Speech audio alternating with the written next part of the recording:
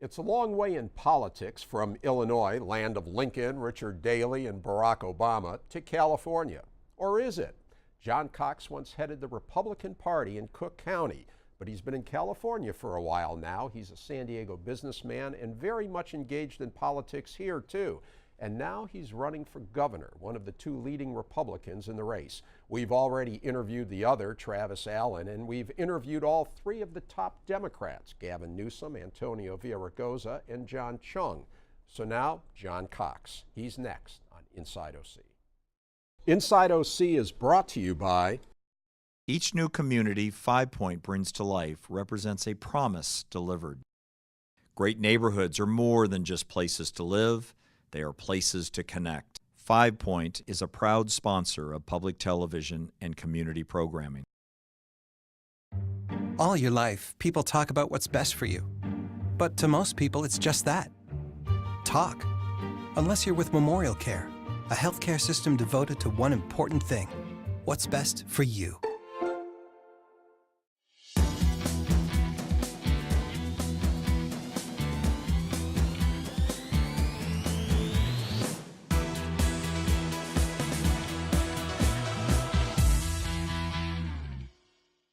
And that's why I'm a Republican. Yeah. Hi, I'm Rick Reiff, and I'm talking with John Cox. John, thanks so much for coming on. So, thank you, Rick. You're a Republican running in the blue state of California, so right there you're an underdog. Yeah. Why are you running for governor of California? You know, it goes back to my beginnings in Chicago, watching the corruption in the Richard Daley machine, which I always fought against when I was a kid. My mom was a Chicago public school teacher. And I've always had this aversion to corruption, Rick. I think corruption is something that holds back people, denies opportunity. I had a single mom. I didn't know my father, and I worked my way through school. I've made things on my own. You know, I built a business on my own. And I think that's the American dream, and I think when corruption and cronyism enter the picture, that limits people's opportunity. So is California corrupt? Oh, much more than Illinois. It's just below the surface, frankly. The funding interests control Sacramento. The big union bosses and the big businesses basically carve up the state. That's the reason why this state is the highest cost state in the country. We have the highest tax rates. We have the worst business climate. Our roads are a disgrace. Our education system is near the bottom. Our cost of electricity, gasoline, water are just outrageous. The housing is almost unavailable to people. I mean, people are working 2 and 3 jobs to try to afford a house. And Rick, let me tell you, it all relates to the corruption in Sacramento. The reason all these things are true is because somebody who funds the legislature likes things the way they are, and they want to keep them that way. But I am here to tell you, it's grinding the middle class in California into dust. Small businesses can't operate. The regulations are enormous. The trial lawyers are basically suing everybody in sight and adding untold cost. Environmental lobbyists roam the halls of Sacramento, making sure that we don't build new reservoirs, which is why we have a drought situation every few years. They make sure that we don't manage the forests. We can't go in and do any forestry management because environmental lobbyists say no way, and they buy the legislature. And here we are as, you know, residents of the state. This is the most wonderful state in terms of weather and beauty and natural beauty, and our political management has been turned over to these funders. Okay, so I'm going to do something about it. Then the question is, and there you go, what are you going to do about it? So let's talk about two things that you've already put out there. I made my mark, yeah. So tell us about this idea that politicians should wear NASCAR type logos, and we're looking at a picture here now of some cardboard mock-ups. That's obviously the governor of California. Yeah. Now this is your idea. So explain this. What is this about? I was really proud of this, Rick, because we called it the Name All Sponsors California Accountability Reform, spelled out NASCAR. Okay. And the idea was a little bit whimsical because it was the idea that our system of government basically rewards people who fund the campaigns of the politicians. So if you are a big business and you want something done your way, you ship a bunch of money over to a politician and you get your way. If you're a big labor union and you want bigger benefits and bigger salaries, ship a bunch of money to a politician and you get your way. That's why those politicians, if they were really honest, should have the stickers on their So coats. now you say it's whimsical, but Well, you have tried to qualify it for the ballot, right? I did. I didn't spend a lot of money on it. The point of it, Rick, though, was to illustrate the absurdity of this system. I mean, if you really think about it, I mean, on any other, But isn't that politics? Isn't that the way it's always been? Well, that doesn't mean it's the best. I mean, and it really isn't. And it was all a prelude, because I had been in New Hampshire a number of years ago, and I had seen how that system operated.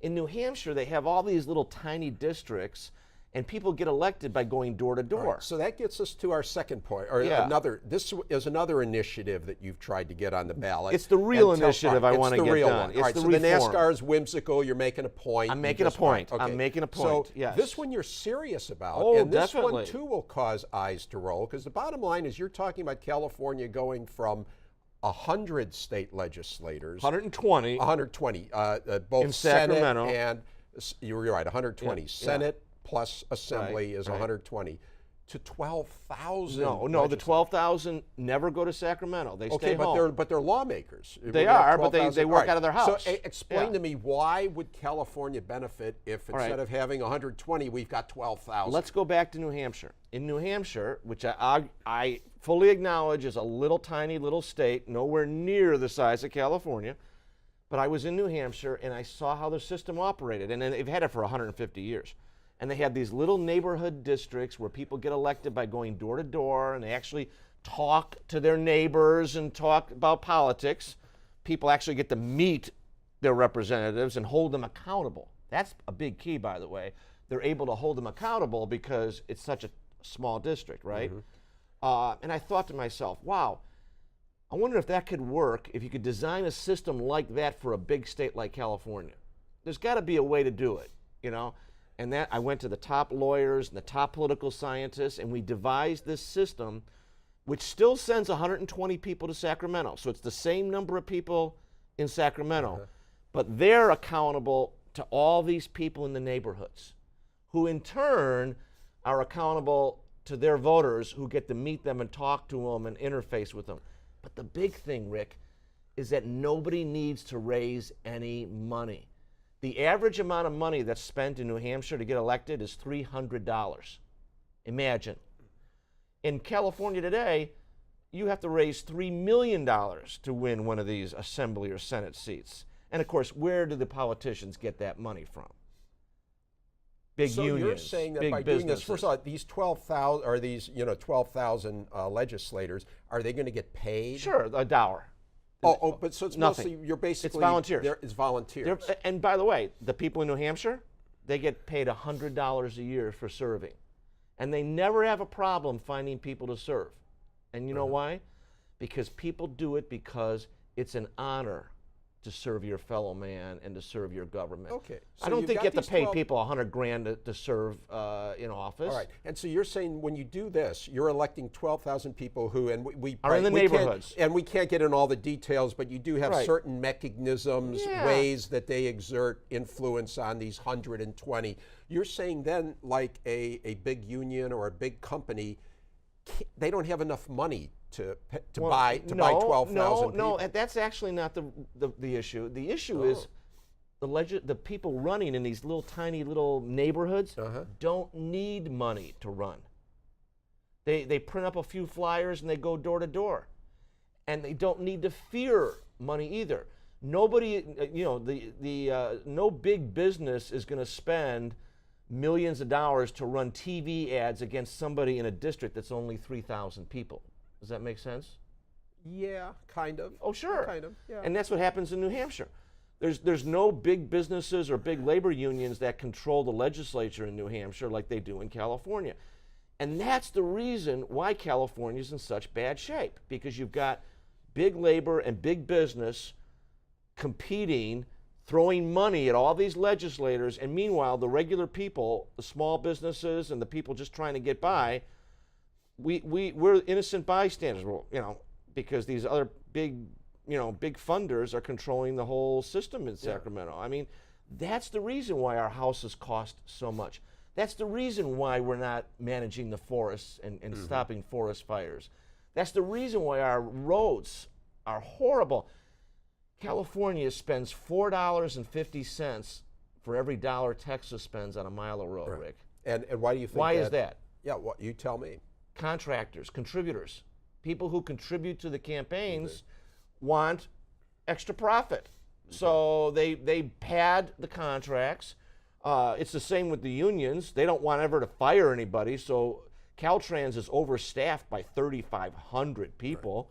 And we've had John Morlock, the state senator, on this show a number of pensions. times, and of course he not just pensions, which I know you and he are simpatical on pensions, also on Caltrans. On Caltrans, So, absolutely. But clearly, you are a man of ideas and political passion. But my gosh, your background is Illinois. So let's go back there and talk about that a little. But first, you're a businessman. Boy, that's a broad term. Well, okay. So tell us, what is your business? How have you made your money? Well, first of all, I'm a CPA. I became a CPA when I was 20 years old, and so I know how to meet a budget, and I run a business according to budget. So and I pinch every nickel I can, and I'm certainly going to do that as governor of the state. I hate waste. But I started buying apartments when I was in my late 20s, and I now have several thousand apartments all throughout the Midwest. So the reason I'm in California is my whole family's here. My mom retired here back in 1980. Her two sisters lived here their entire lives, basically. My little brother is a small businessman in Fresno. My little sister's a nurse in Sacramento. So essentially, my whole family is here. I'm the last member to actually finally move here about 10 years ago. But you left, you were of some prominence in politics in Illinois. I mean, you were the chairman of the Cook County Republican Party. Now, one could make a joke, that's like being chairman of the Democratic Party in Orange County. But and actually, I mean, the prospects for the Democrats in Orange County look better right now than the Republicans in Cook County. Okay. But the point is, you were a pretty substantial guy there. Sure. And is that have a a lot lot of to friends give there. up? I mean, was it a tough move to decide I'm leaving? I left a lot of friends. I mean, I still keep in touch with them. I mean, all my businesses are back there, and my investors and clients are back there. So I travel back there every few months or so. I mean, it's real easy to run a business long distance these days with the internet. Thank God. I mean, that's a real easy thing to do. So I'm able to keep track of the business pretty well. So as you know, you are if even if you do not succeed here in California, you're already a footnote in political history because you debated. Now you're kind of cringing when I say this, but in 2003, who wants to be called a footnote? Well, but you debated in 2003 Barack Obama. Both of you were you act like he's a god. I mean, he was president of the United States. Yeah, for he 2 got to be terms president of the United States, and I didn't. That's fine. I mean, I understand that. And he's a very nice guy, and I know him very well. Actually, he's visited San Diego, and I've met him there. I've seen him there. So, and when he sees you, does he acknowledge? Sure. I actually took my daughter. I have a 13-year-old daughter. I took her over to meet him one day, and she was just thrilled because he's a celebrity. Listen, he's as full of garbage as most politicians. I mean, he believes in government. I believe in people. We were nice to each other. We had disagreements. He's a guy that believes that government is the answer to every problem. I believe people. The free markets are the way that people get come out prosperous. First of all, it's interesting. This was 2003. The election for the U.S. Senate in Illinois is 2004. So you were running in a primary as a Republican. He was running in a primary as a Democrat. And it was just the two of you? Yeah. And kind of late. How did this come about? Well, a couple of the debates. I was in the Republican primary. He was in the Senate primary. The essence of this, though, Rick, is that it's the same debate going on in California today, and that is the ruling party in Sacramento, the Democrats, believe government is the answer, and of course they benefit from government because the unions and the environmental lobbyists and the trial lawyers, give them all kinds of money to keep big government going. I believe in the private sector. I believe in opportunity for people. I believe in a rising tide lifting all boats in the private sector. I believe the economy is not taking from one to give to somebody else. I believe that it's not a zero-sum game, that we can all have opportunity together, and that's what Obama and I debated. So it's you the same debated deal. that, and at that time, again, it was just the two of you in that debate. It was where, at the University of Chicago? No, it was Chicago State, actually. All right, Chicago State. Okay, Yeah, and yeah. One of the debates. First of all, how did you do in the debate? And did you think then, like, How do you think I did? I mean, I think I did great. Okay, and- I didn't win the election, obviously. You know, he had a lot more money and a lot more support behind him, but it's not germane to what I'm doing I now, know, obviously. But I'm just curious, at the time, did it strike you, boy, this is an impressive guy. He might be president of the United States someday. No, not necessarily. I think it was a strange turn of events that led them to that, but that's fine. I mean, that is what happens in politics sometimes. Obviously, it's now a different turn of events that takes me to California, and frankly, again, it's the same debate that we had, and that is, you know, does government actually solve problems, or does it create more problems? Okay. I think government creates more problems than it solves, and that's the reason I'm running for governor. And you're trying to get your word out, and as you know, there are some people who say, A, you can't win as a Republican in California, and B, there are two prominent Republicans running, Travis Allen, the assemblyman from Huntington Beach, and yourself, Okay. and that how in the world in a top two primary with a minority of voters Republicans to begin with, can you All right, well, possibly make it? Well, let's how address, are you going to let's address that. First of all, California's had a whole bunch of Republican governors, two of whom were born in Illinois, by the way. Ronald Reagan and Pete Wilson were both born in Illinois. Jerry Brown is the only governor we've had in the last 50 years who was actually born in California. Right. Jerry Brown is also the only Democrat who's effectively been a governor. Gray Davis served one term and then was recalled, so I don't necessarily count him. So Jerry Brown's been the only A lot of people say you're Democrat. talking history. Demographics have changed. and Well, all they that. have a little bit, but I think people are still people. They're the same. We may have more Hispanic voters today, but I think Hispanic voters want opportunity.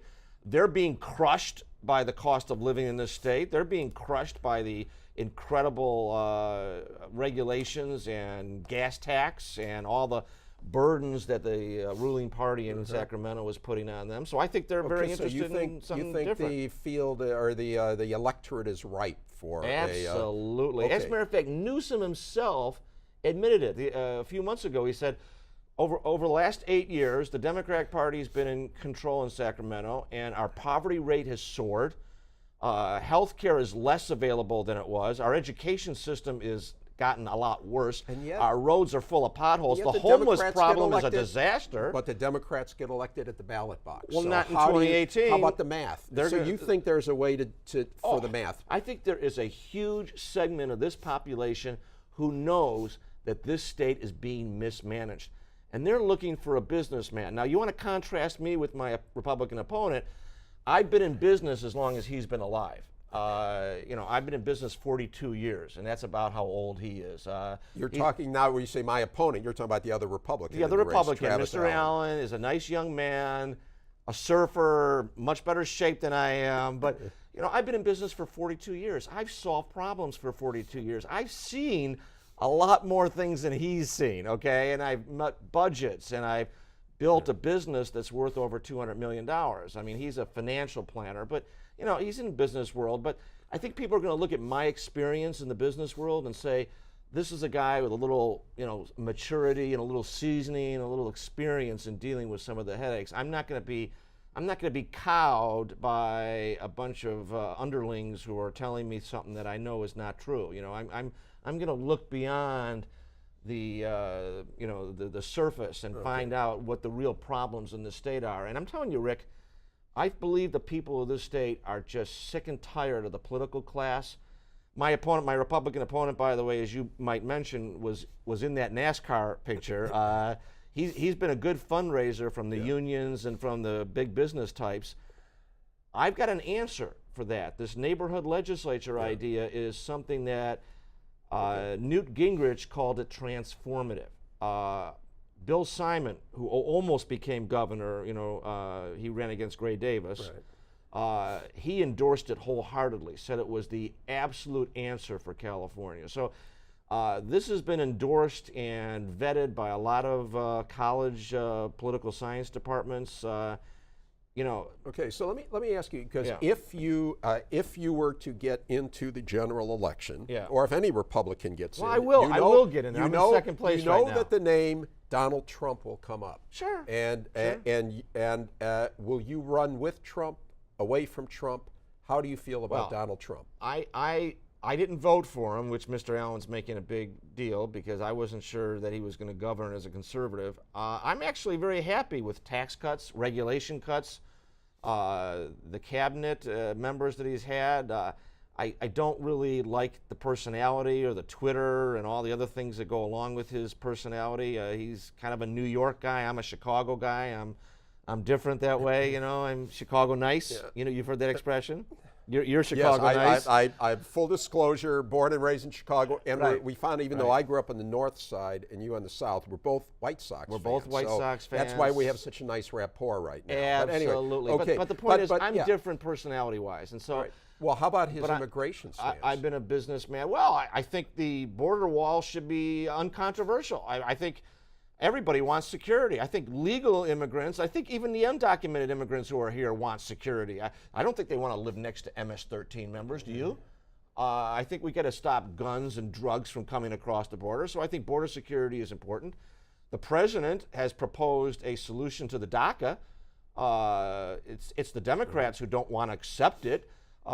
He wants to basically give citizenship to a lot of DACA recipients, which is a move that I think is a little on the extreme side. But I think it would be okay if we got E-Verify, if we got a guest worker program, if we got some solutions to our problems. What about along a with path to citizenship? Because as you know, one of the problems Republicans face, and certainly Donald Trump has been assailed in California for, is kind of a mean-spirited attitude. The media has found a punching bag, obviously, and the Democrats love it. Let's face it.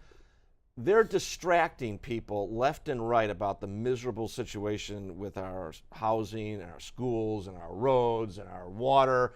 They're distracting them. The sanctuary state nonsense, which is just a distraction. Recently, they appointed an undocumented immigrant to a state post. That was another effort to just gin up fear. Yeah. See, Rick, the difference between me and those other politicians is that I'm a businessman. I don't have the luxury of getting people angry or afraid. The politicians do that in spades. They just get people so worked up. I want to try to solve the problems, and I think there's a solution to undocumented immigrants. I think there's a solution that respects the law, but also makes it so that people don't have to live in fear of being deported every day. By the way, just to close the loop on, you said you did not vote for Trump. You voted for Gary Johnson, the libertarian It was a candidate. bad choice, frankly, as far as I was but concerned. people might wonder, did you vote for Hillary? No, you voted for Gary Johnson. All right. Yeah. Finally, I know this is a touchy topic, but you've already been criticized by some opponents because of some statements you made years ago about gay rights. Yeah. And you basically equated, or you said you were concerned that if gay marriage would lead to bestiality and things like that. I was concerned about litigation, and I said then we would have the door opened up to all kinds of litigation. My views have evolved. When I made those statements, Hillary Clinton and Barack Obama were both unalterably opposed to gay marriage, if you recall. It's hard to remember now because these comments I made were 10 years ago. So you're saying how have your views evolved? I have a family member that's come out as gay, and I've understood a little bit more about the lifestyle. I'm still opposed to calling it marriage. I think civil union is and certainly rights between gay partners should be the same as they are for married couples. But I still believe that the word marriage should be a religious term defined as a man and a woman. And you're also pro-life. I am, and it goes back to my beginnings. My real father walked out on me. He didn't take responsibility. I believe life is something to be protected, and you should take responsibility for it, and that includes men. My father didn't take responsibility for me, and I think that that's something, I regard him as nothing to me, and I think that's reprehensible that that a man would walk out on a woman. I think abortion hurts women more than people would acknowledge, and unfortunately there's a whole industry in this country that makes a lot of money from abortion, but I think we'd be all better off if we just took responsibility for what we do. Okay, we are almost out of time, so this is a very quick, maybe one-word response. Which state do you think is more challenged right now, California or Illinois? Oh, that's a tough question because Illinois is facing its problems because it's got a Republican governor. So but quickly, California is more challenged. Okay, all right. Thanks If we very get much. the pension is the liability is much higher here. Yeah. And that's it for now. Thanks again to my guest, John Cox. You can watch this show and past shows by going to pbssocal.org or rickreiff.com. You can also catch our shows and our post-show open mic chatter on YouTube, and follow us on Facebook, Twitter, and Instagram. Thanks for watching. We'll see you again on Inside OC.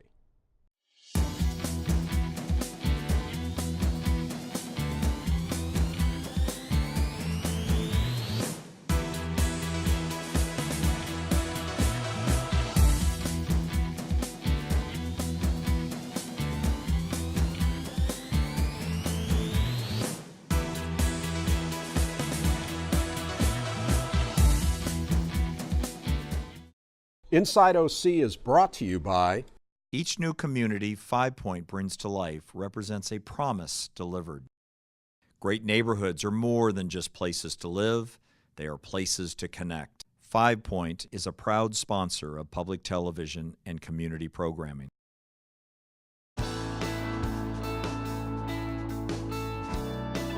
Chapman University is a proud sponsor of Inside OC and community programming.